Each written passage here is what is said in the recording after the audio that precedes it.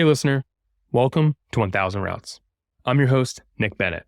In each episode, we explore the uncommon paths of solopreneurs who have bet on themselves and the reality of what it takes to build a business that serves your life. Enjoy the episode.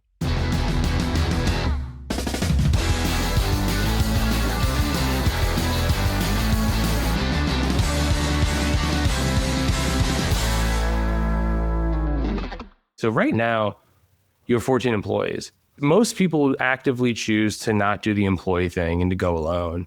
They have trouble scaling for a bunch of obvious reasons, but you don't need a bunch of people to scale. But sometimes you want to build that kind of business. And so I'd love to understand just like, well, what was the turning point for you? Go out on your own and then decide like, this is the trajectory I want to build. I'll walk you through it. So I've been using HubSpot since everything. So like, I had like a side hustle client that I sold for like 25 grand in March of 23. And then I launched the Scrappy ABM podcast in July of 23, exclusively with the intent of like replacing my wife's income so that she could be a stay-at-home mom.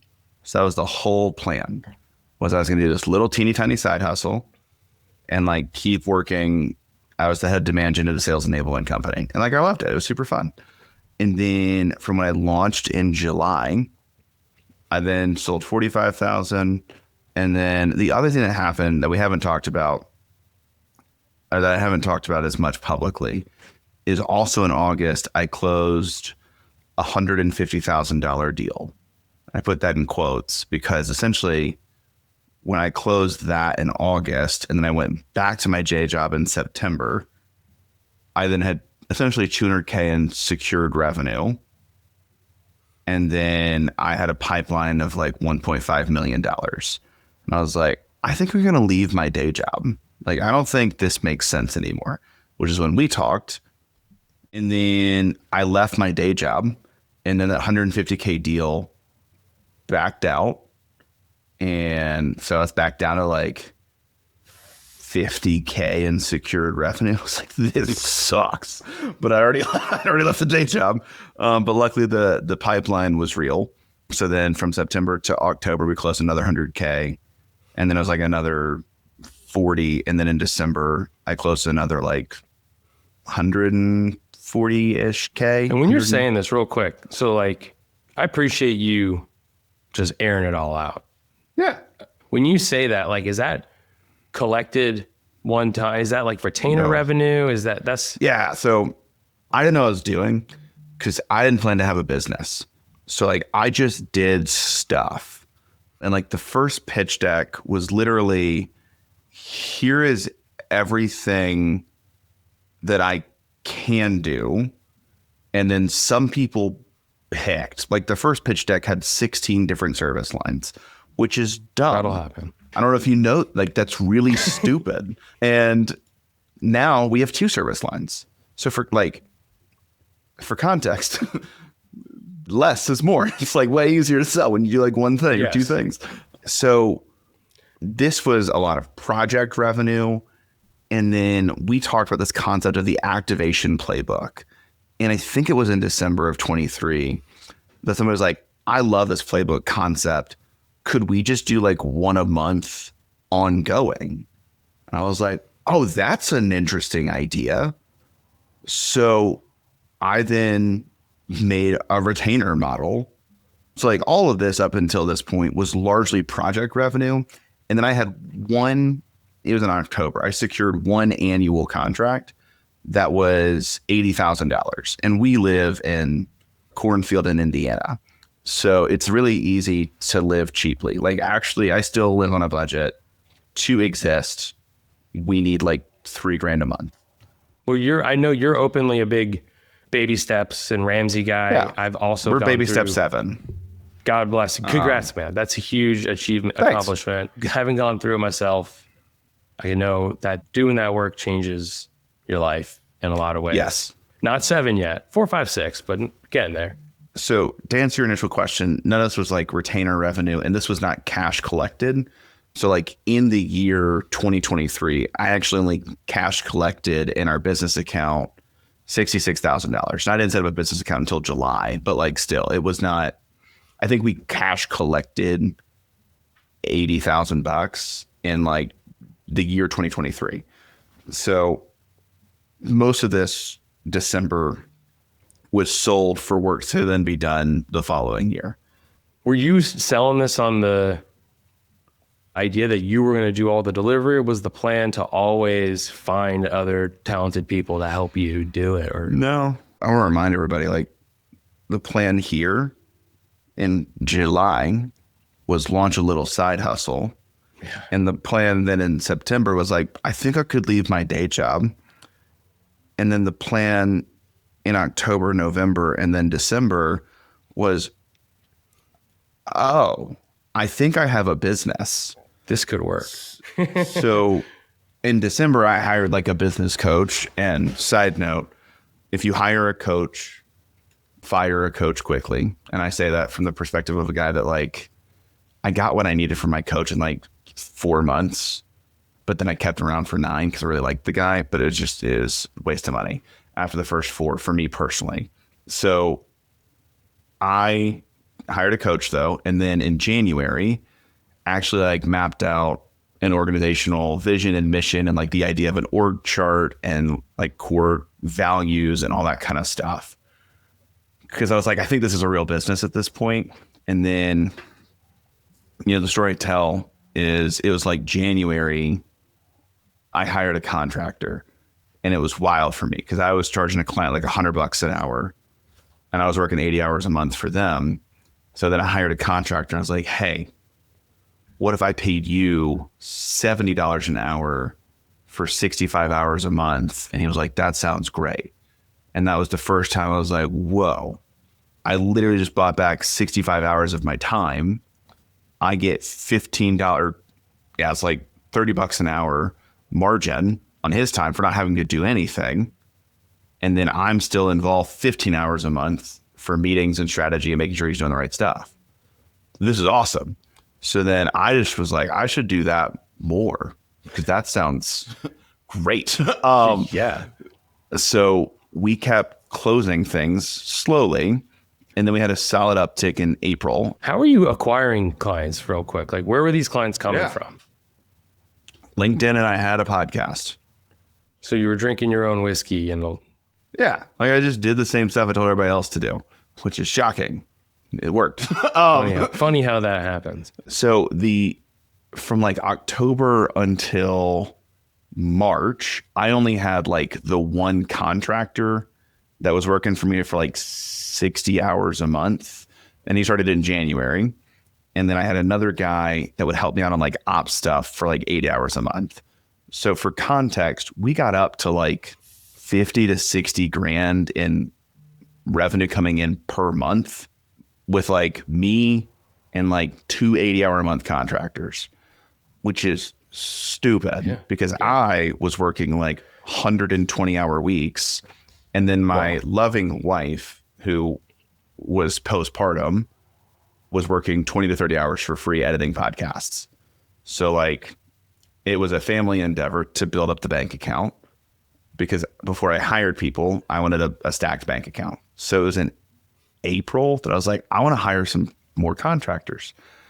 So I hired a bunch of people part-time as contractors, and then they all scaled to be full-time by July. And then when July hit, we then went on a tear, as people can see. Yeah, I mean, just looking at the chart is bananas. There's like a million little decisions that you make along the way, and I think some for sure people agonize over. So, for example, one that I'm interested in is contractor versus W-2.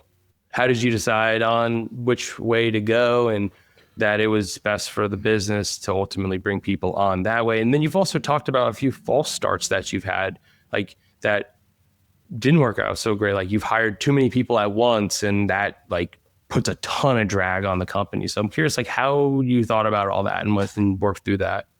So for starters with contractors, it was, I needed help and I literally didn't know how to legally hire people as W-2.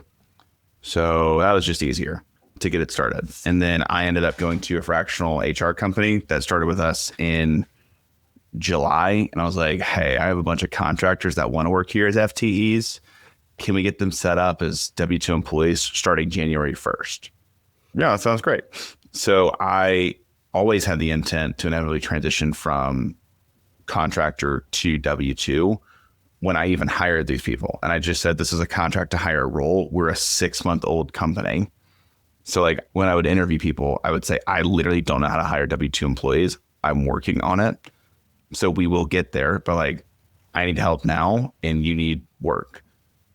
So do you want to do it? And they're like, yeah, that's great. So really not that complicated, shockingly honest and simple, but it worked. Shockingly honest. Yeah. Like I'm a good marketer and now I have to figure out how to be a business owner.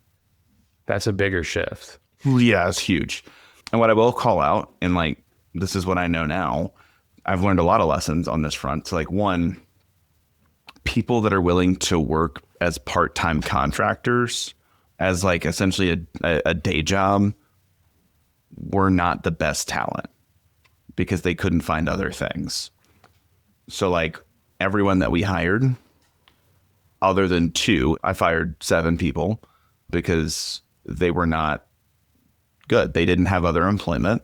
They could not get other employment and they didn't know how to do the job. So this is interesting. And I've seen this play out in 2 ways. One is the way that you're describing. The other way is actually that you end up building a business with what I describe as like an army of entrepreneurs, like the high caliber, like high octane people who are highly motivated. Not that W-2 employees aren't, but like, as you know, being an entrepreneur, it's a different game to play.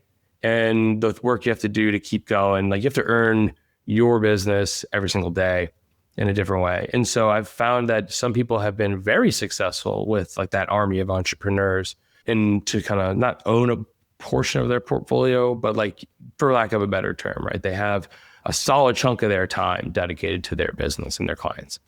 So what I would throw out is I did not hire what I would refer to as like professional contractors or freelancers.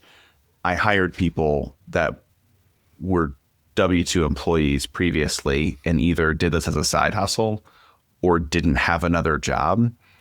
And they were not entrepreneurial in their mindset. It was more of a tax status for them. So I just want to call out, you're correct in the sense of I learned that lesson. And then the other thing that I just did is as we went on this tear, I mean, it has been, so for context from October. So the story I always tell is like by October of 2024, we sold $1 million, which is great. So that's like a little over a year from March 23 to October 24. So a year and a half-ish, the road to $1 million. Well, you're not full-time, but like from the first time that a client closed till then. Yeah, full-time essentially was a year. Yeah. Because I stepped out here. So then within essentially a year, full-time, we sold $1 million. And then in the trailing 3 months after that, we sold another $1 million. What do you think contributes to this? Like there have been people who are at it for a very long time that haven't put up numbers like this.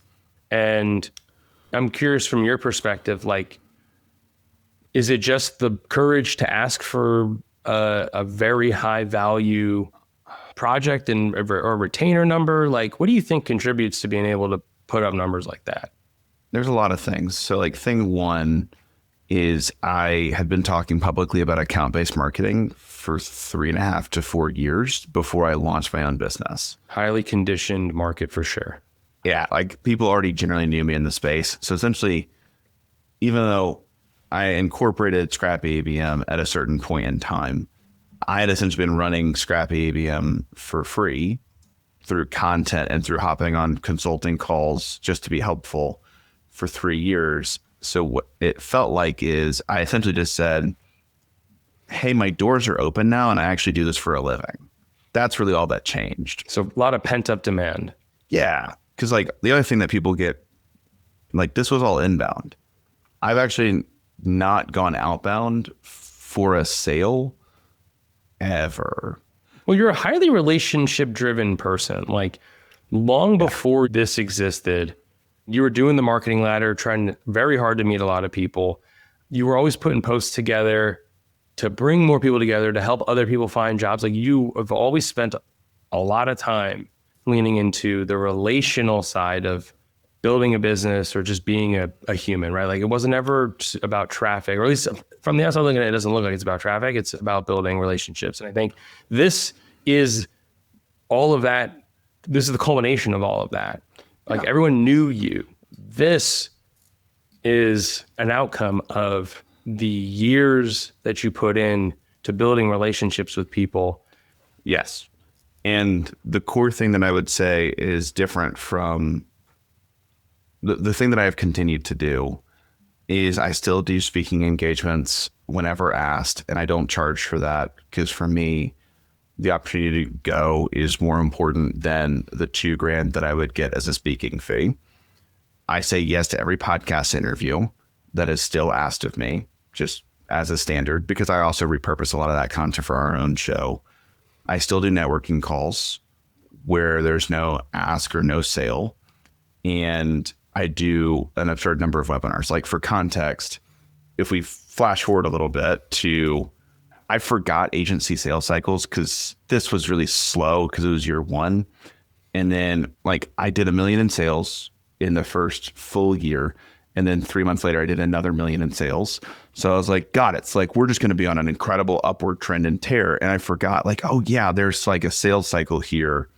And there is seasonality, at least in my past experience in agency space. Totally. So we've actually been pretty flat on growth for like all of the summer. Right now you're delivering on that, on all that work though.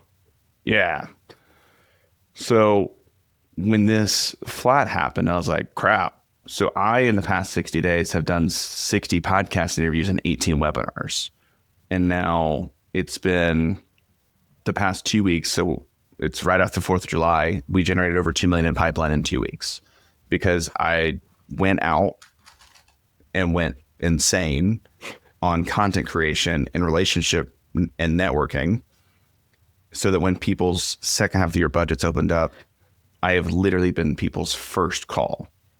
And then there were plenty of people here, specifically January to March, that wanted to start in Q2, but had deals slip or had budget slip from Q2 that then said, well, I think I can get started in Q3. And a lot of people have already come back around. So as I look at this, we're here just a year later. Mm-hmm. So given the pipeline volume that we've already created, I feel fairly confident we'll have a great August. We'll have an uptick in September, an uptick in October, and then we'll have a gangbusters experience November to March. And that is then the second lesson on hiring that I learned, which is because I had such a bad experience with contractors previously, I immediately went for W-2 round 2. And I expected this trend line to continue, and it hasn't.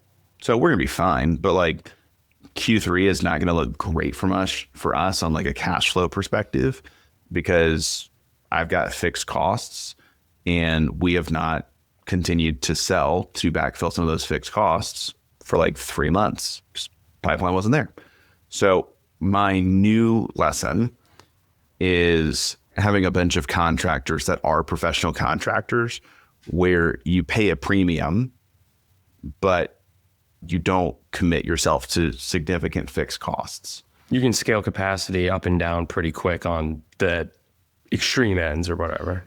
Yeah. And like, I still want our team, that's the Scrappy ABM branded team, whatever, to be the front facing people for meetings and things. But like, if I have a deep RevOps expert, admittedly, our client doesn't super care if it's a Scrappy ABM employee or a contractor that presses the keys. What they care about is this a Scrappy ABM approved strategy? And we have enough strategists on our team that we can build every strategy, and then we can work with contractors on content and RevOps to actually execute on the programs. So moving forward, because also the other component, sorry to go nerdy for a moment. Oh, you're good. Like the hardest scale from my perspective is going from one dedicated team to 2 dedicated teams. Because now once we've actually gotten to 2 dedicated teams, if they're both fully at capacity, we could actually hire a third team and still be profitable on all of them. The margins would be razor thin, but like when you have only one team, you actually have to pre-sell. So here, this is going to sound bad, but it's in retrospect. I sold deals in February and March, and then based on the close, hired a person because I didn't have a team to actually do the delivery on these deals yet. So we kicked out the kickoffs like 3 or 4 weeks. I had really late stage interviews. As soon as the deal would close, I would hire a person. So like, then they were just essentially getting trained. So they're not all trained up. They've been in seat for 6 months, but now we've got to go backfill this capacity. So we're operating right now at probably 60% capacity, which is not awesome, but we've got the pipeline and we're about to hit another significant upward trend because that's just the seasonality. So like, I've learned a lot now on hiring, and I think that this is probably the right path. And I've talked to a lot of other service-based businesses where in that weird in-between stages, just having a really solid bench of great contractors that fill in gaps. And you just say to them on the front end, there's gonna be a quarterly agreement. When we scale further, I'm gonna fire you and replace you with an FTE. It's like, just as a heads up, this is like a 3 to 6 month engagement. You cool with that? Most people are cool with that because they're contractors and like, this sounds great. And they get paid very well. They're like, this is my entire business. Yeah, like this is the game. And they get paid very well for that. But I don't have to stress about a layoff. I want to be super clear. We're not stressing about that right now. But if I don't sell, like if I didn't sell anything in Q3, which is insanely unlikely, but if I made 0 sales in Q3, like Q4 would be very bad. Yeah. How have you managed the shift from I sell it, I deliver it, to I sell it, the team delivers it, right? Like a mental hurdle for a lot of people is like they're buying into me. They want me. And not like an egotistical they want me way, but like you are the brand and you built the thing. And so people struggle with that. And I think this is the stigma or like whatever around a more traditional agency model. I know it's not impossible to do it. Many people have done it before us, and like people will continue to do it. You're currently doing it. But I'm curious, how did you navigate that shift? And is that something that we were concerned about? So when I hired contractors, I was still involved in everything. So like I was a primary strategist and I was client facing. But then when I hired FTEs that were like good, sounds as horrible as that sounds to say. I mean, it just is what it is. But like when I hired talent, the people I hired, I believe, are genuinely better at the skill than I am. And for context, all of our clients that build ABM programs with us get a dedicated team of 4 people. So I might be good, but I'm not better than 4 specialists. There's just no way that I am. I can't be. Yeah. I can't be the best expert at content and RevOps and strategy and account management and project management. There's just no way. So when I genuinely believe that they will be better served by not working with me directly and by working with this really great team that I've like hired and vetted and trained, it's not a hard sell. And then the other thing that's been helpful, we talked about this just a second ago. I've got baby number 2 on the way. So I had to figure out how to scale myself out of things because I want to take a 2-month paternity leave to be present for my family. So we hired an account executive. So now I'm not even on the first 2 sales calls. I'm only on the closing call to validate and answer questions. And now I've actually fully scaled out of client delivery and most of selling. So now that expectation is actually overcome on the first call because I'm not on the first call anymore. Was letting go hard? In certain ways, for sure, because I want to be super clear. I'm really good at selling. Like it is very much so my skill set because I'm deeply passionate about this stuff. And like my excitement and enthusiasm wears off on prospects. And they're like, golly, like this guy's so convicted that this is gonna be helpful for us. And I am. I actually know this stuff works. I'm doing it for myself. Like this is not like a snake oil. It's like I just scaled a business to 200K in MRR in 18 months and it's bootstrapped. That's like the point, right? Like no one's going to love your baby more than you do. So, but that said, like my account executive that I hired is a guy named Jim Gilkey. Jim has hosted a podcast for 4 years on account-based marketing. He was a marketing director that was so successful building an ABM program. Terminus poached him to be an AE. He was in the top 3 AE at Terminus for 2.5 years.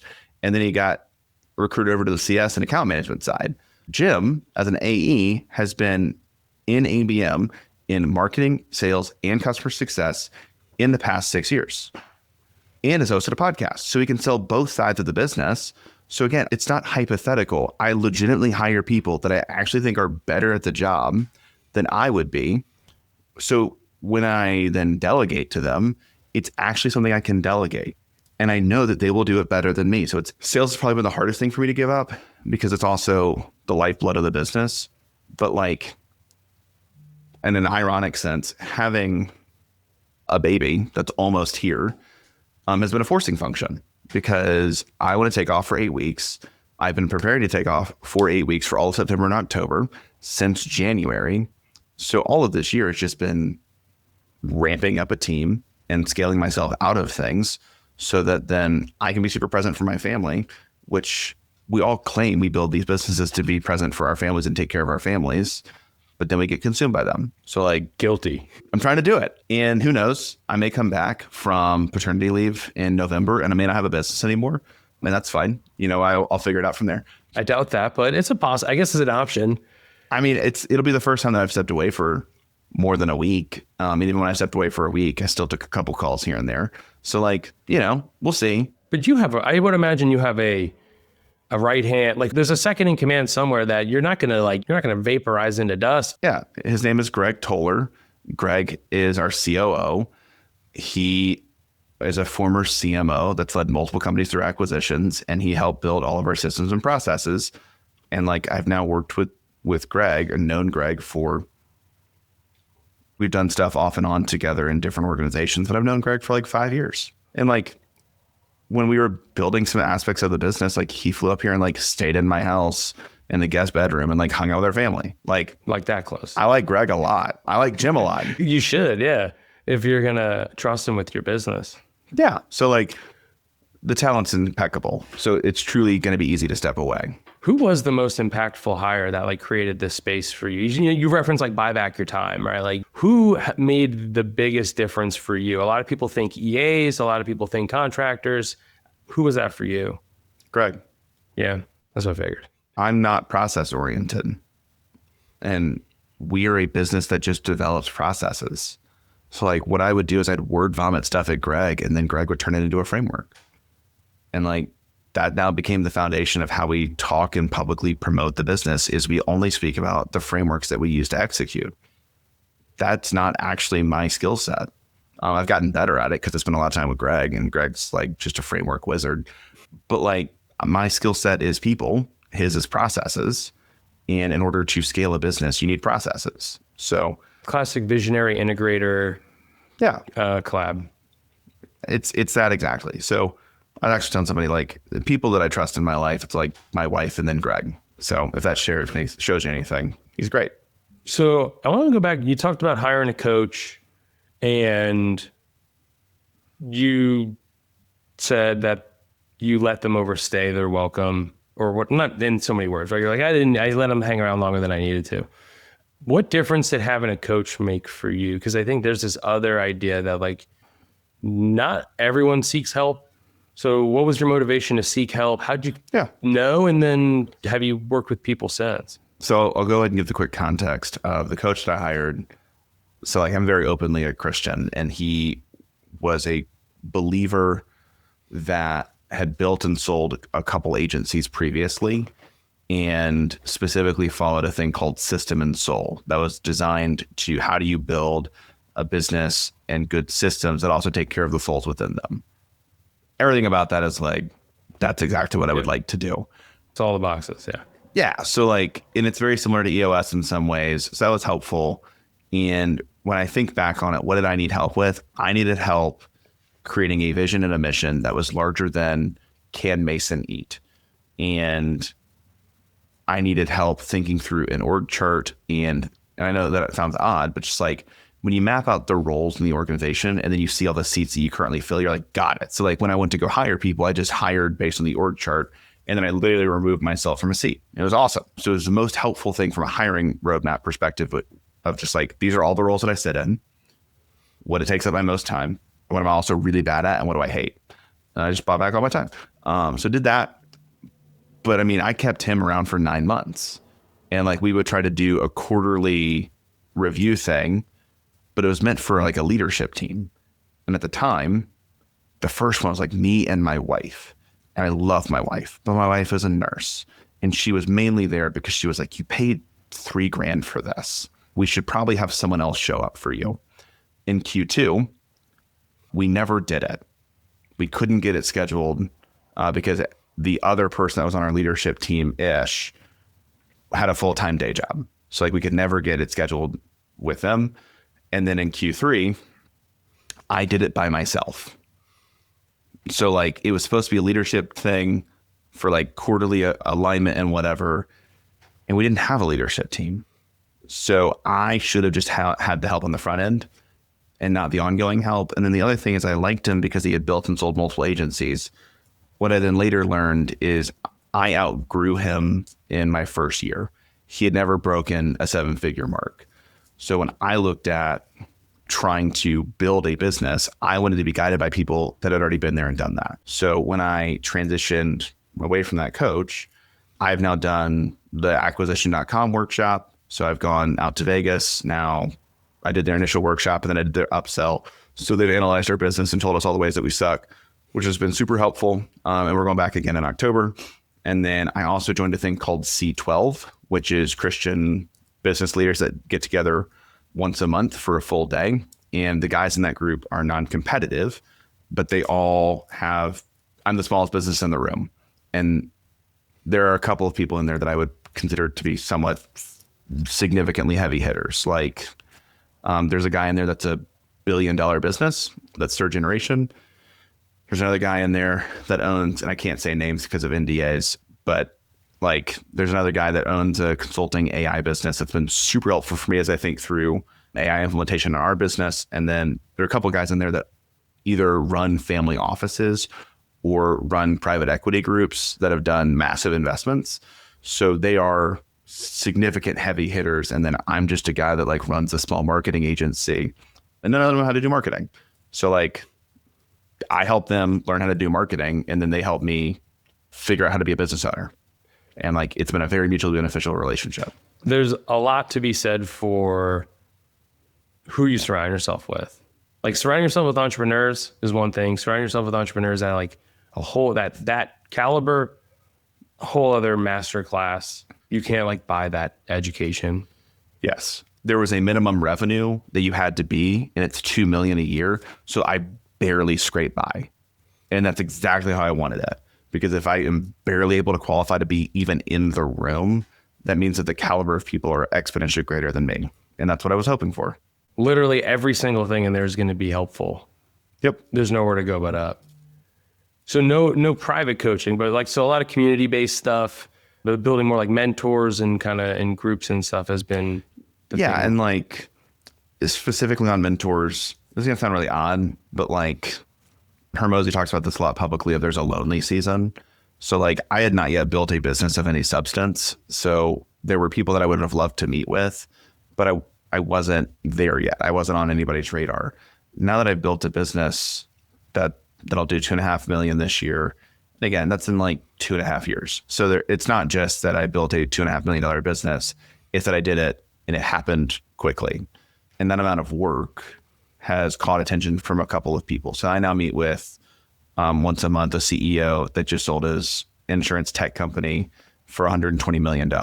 I meet with a CMO that has scaled 4 businesses to 8 figures in 2 years or less each time. And now he runs his own company. So he and I meet once a month. So I've got other people that are mentors that are much further along in their journeys and their careers that I meet with. And I got the access to those people because I built something that was interesting. That people were like, shoot, this guy's actually like doing something interesting. And again, I'm early in my journey. So people also see a lot of themselves early in their journey in me, and they want to give back because people gave back to them. So you use what you got. And like, I don't know what I'm doing. Nobody does. I especially don't know what I'm doing. Well, I guess the people you're talking to, they might know what they're doing, but They know a lot more than I do. So again, I use what I have, which is I have LinkedIn. I know how to do podcasting. I know how to be humble enough to say very publicly and repeatedly, I'm not 100% sure what I'm doing at the moment. I know how to market. I know how to sell. And I've hired wildly talented people that I can actually delegate to. Now the job is building a culture and being a leader worth following. And those are things that I get to learn by being around really great leaders that have built way bigger businesses that have had employees that have stuck around for 10, 15, 20 years. I haven't done that yet, but I'm learning how to do that. what's the end game for you? What's your goal here? Mission statement or vision statement is to equip 1 million marketers by January of 2035 with repeatable account-based playbooks so they can be successful in their jobs or the respect of their peers and provide for their families. So the end game, I don't know that past January 2035, but I sure do know that we'll build an education company that enables and equips literally 1 million people. And we're starting to track that like very tangibly. We're at about 2,000 right now, 2 years in, but I expect exponential growth on that. So that's the 10-year end game. And then past that, I reserve the right to figure out what the next 10-year end game is. I'm curious if you have any vision of selling this thing one day, or more so, do you see this as like a legacy thing and like, I don't know, maybe the kids run it, right? Well, my daughter's 2. Yeah, I mean, you got some time. I don't know about that. You got some time. Who knows what life will look like, but... Earlier in the year, I got an offer to buy the business, and it was going to be a payout of about $6 to $7 million. And I'm like 2 years in. So to work for 2 years and to earn $6 or $7 million after a 1 to 2 year earnout, not a bad run. And I didn't take it. So I had to put that box away because I get approached a couple times a week, and I don't want that yet. I might, but I don't see that at least until I've hit 10 million in ARR, because at that point, I think we can scale an ABM business to 8 figures. It's after the 8-figure mark that I got to figure out how to further expand, because at that point, continued growth will come from additional service lines. So that'll be either when I sell or rebrand. Turning down $6 or $7 million has got to be one of the tougher decisions in life. I guess maybe it wasn't super tough, but probably a decision you never really considered you'd have to make in life. What was the motivation to say no? I think a lot of people would have jumped at the opportunity. And I mean, $6 or $7 million, if you're a good steward of that, yeah, it's done. You're done. You're good for life. Your kids are probably set for life if you manage it well and your expenses are low. I mean, the honest motivation is we just started on the mission. Like I just finally got the business set up to a point where I was like, I can actually go spend more time on the education side and teaching and training people that will never have to pay me. And that's way more exciting to me personally. And if I were to have sold, it would have been because I needed to then scale from 2 million to 10 within 2 years. And that may still happen. That'd be cool. But I like my current growth philosophy, which is completely debt free, and I grow as the market demands. It's like if the market isn't demanding, that's fine. I'm not stressed about it, because so long as I'm happy, which I'm super happy. Yeah, that's pretty good. I don't need more. So I just like this. And I want to be super clear, this is not a lifestyle business. By any stretch of the imagination, I still work 60, 80-hour weeks, but I like it. Like I enjoy what I do. So this is my hobby, and I enjoy being my own boss. Now, again, that may change over time. There may be someone that offers me 20 million, at which point I'd be like, all right, that sounds cool. But for now, I'm good. I think hearing you describe like the growth philosophy, and you're like, I don't need more. Like we're building, I think, something with enduring value, and this isn't about getting a cash out or a payday. That level of missionary mindset, I get why people are drawn to you and to wanting to build this with you or to be a part of it and to like buy into the work that you do. I mean, I don't think enough people consider all these little decisions and things that happen along the way, and what it really takes to go from one or two people to 14 employees. I mean, to shift Mason from Mason the marketer to Mason the CEO. Like, people put CEO in their title a lot when it's just them, and no, like you are an actual CEO. You own a business here now. I didn't take on the title of CEO until January because I didn't want it to be a fake title. And I only gave myself the title because I promoted someone to COO. So technically, someone else was an executive before I claimed being CEO. I was like, crap, I screwed that up. So, yeah, I wanted the title of CEO to be a respected title. So I went with just founder for like 2 years or a year and a half. Well, yeah, I mean, you have a business now. It's cool to watch you build it, man. It really is. It's inspiring. And I think what you've done is a lot bigger than what most people dream of doing. And I think it's fun to hear you tell this story because it unlocks like a whole new layer of thinking for people. It's like, oh, it can be more than this. Let's end here. I think for you generate the vast majority of the pipeline by going out and telling the story and going on shows and doing the webinars and stuff. I think that might be the final frontier of delegation and like how you get other people. How do you bring up other people? Is that something that's on your radar as you continue to like build this thing out and bring up more voices in ABM and help them start contributing to the pipeline so that, like, again, that's probably takes up a ton of your time and you love doing it for sure. But you already referenced Ramsey. I think a lot about the Ramsey Solutions model, which is, it was essentially just Dave Ramsey, like the first 15 to 20 years. And then in the past 10 to 15 years, he has raised up multiple other voices that he can then amplify with his platform. But Dave has been very public. He plans to retire in the next like 3 to 5 years. So they've been doing legacy and transition planning for the past 10 to 15. So we're already starting to do little things like that. So for example, so people don't know this, I have my podcast, which is our largest show, obviously, because like we put the most time, energy, and effort into that one. But like our account executive, we actually now produce this show and it's sponsored by Scrappy ABM. My lead content strategist, he just launched a show called The Content Crowd. And then my head of podcast strategy has a show called Selling Through Social. So we have 4 podcasts for a team of 15 people. And we all produce content very publicly on LinkedIn. I'm doing a training on how to do LinkedIn in the next little bit. But overall, like, we are focused on first and foremost building my personal brand. But then as we do that, I then have a larger stage that I can spotlight other people and then help them build their own stages. Wow, man. That's cool. Thanks for coming on, dude, and sharing your story with me. Happy to do it. I think you've unlocked a couple new layers of what's possible for people. So it's super inspiring, dude. And I appreciate it very much, like, for not holding anything back and that level of transparency. You don't see it very often. And so for that, I thank you, man. Of course. Happy to be helpful for anybody that wants to dig in more. Feel free to shoot me a message on LinkedIn.